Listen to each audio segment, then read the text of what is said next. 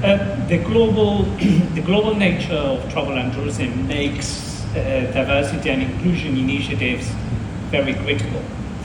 In my opinion, there is a fundamental issue. There is a structural inequality.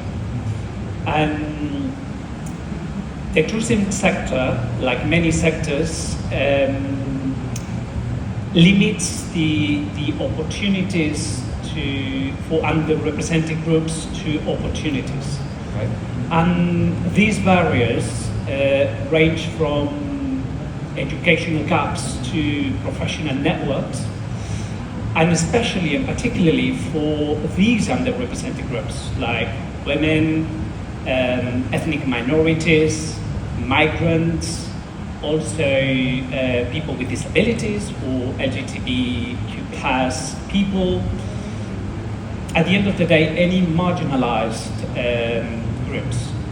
So this is for me the root of the issue. So diversity and inclusion initiatives help, in my opinion, in three aspects. The first one would be it helps companies to connect with the clients, with the guests, the customers more emotionally. Secondly, I would say they help us attract, a great talent, the best talent in the industry. And a third one, it promotes innovation. At the end of the day, customers want to stay, or they are attracted to brands that represent their values. I'll give you an example. At Selina, as part of their DNA, diversity and inclusion is fundamental. And inclusion recruitment is critical.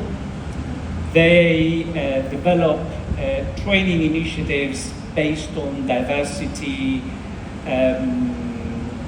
as well, trying to understand, the sensitivities, trying to understand why we behave in certain ways, whether you are from the east part of the world or, the west part of the world. But at the end of the day, this is very important. And also something that we should highlight that Selina does, because Selina is a hotel chain, and they started in very remote and far locations, sometimes in the middle of the jungle. So it was very difficult to attract talent. But what Selina did was to attract talent from the local communities.